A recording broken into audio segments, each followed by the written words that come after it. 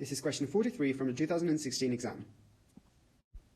So in this question we get given a function f of x, which is x cubed minus a squared x, where a is a positive constant. And given all this information, we're supposed to find all the values of x for which f of x, this function, will be increasing. So what does increasing mean for a function? Well, it means that its first derivative with respect to x is greater than 0. So let's look at our function. So when you differentiate it, we get 3x squared minus a squared. And this now needs to be strictly positive. And this is now the same, because it's a different of squares, it's the same as root 3x minus a times root 3x plus a. And this we want to be strictly positive. Well, that's only going to happen if either both the expressions in the brackets are positive, or they are both negative. So either x is bigger than a divided by root 3 from the first bracket, and it's also bigger than minus a divided by root 3 from the second bracket, or the exact opposite in, which case we get two negative numbers which, when multiplied, will give a positive outcome. So let's look at this on the number axis.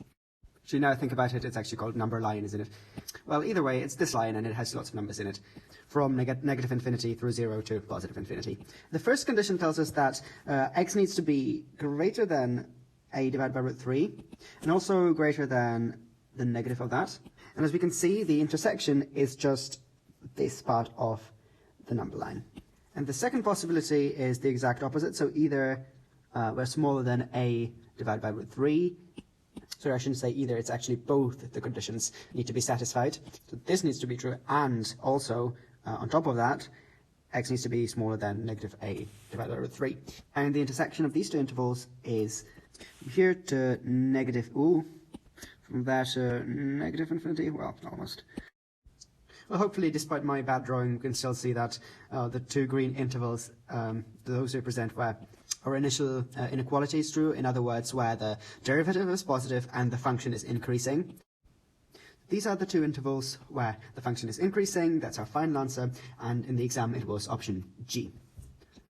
And just as a side note, in the official answers, they give them as also with the equal signs, so greater or equal or less than equal, and that would argue is a bit.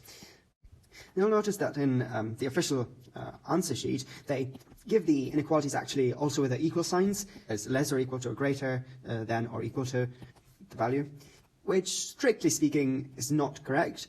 If we want to be mathematically rigorous, it's obviously a very small difference, but since they said they wanted the intervals where the function is increasing, we usually define that as strictly positive. That is not including the points where the first derivative is 0, otherwise known as stationary points, where the function is locally flat.